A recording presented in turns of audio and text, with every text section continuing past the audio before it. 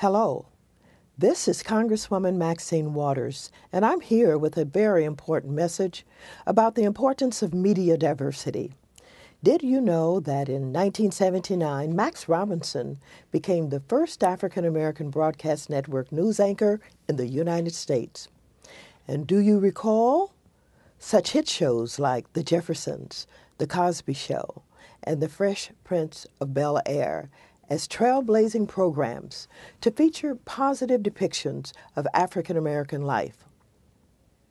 What shows can you name today to feature such positive images?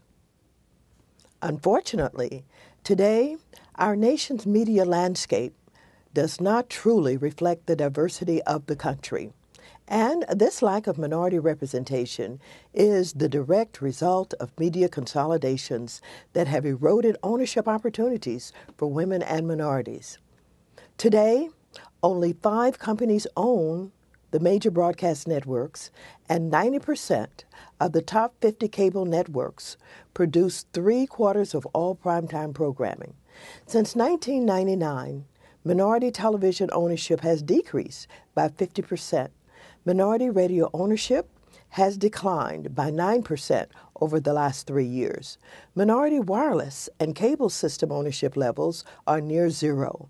Even minority radio journalism employment has plummeted to less than 1%. It was because of these statistics that I became active in the review of the proposed merger between Comcast and NBC Universal. I even introduced legislation that forced the FCC to extend their deadline for receiving public comment on the merger, because I understood that FCC licenses require their holders to fulfill certain obligations to the public.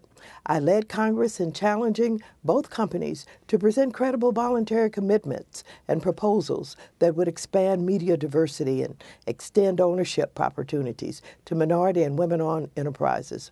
With the scheduled launches of Magic Johnson's Aspire, Sean Combs' Revolt, Robert Rodriguez's El Rey, and Constantino Schwartz's Baby First television networks, Comcast NBC appears to be making progress in efforts to fulfill its public interest commitments that I advocated for during the FCC review.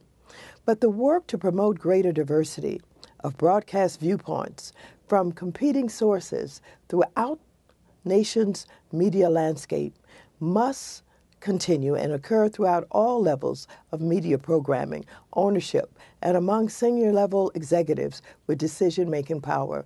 I urge you to join me in continuing to hold media companies and the FCC accountable to their public interest obligations. Rest assured, there will be more media mergers in the future, and Congress and the FCC will continue to rely on your input and engagement to ensure our nation's media landscape is diverse and inclusive. Thank you.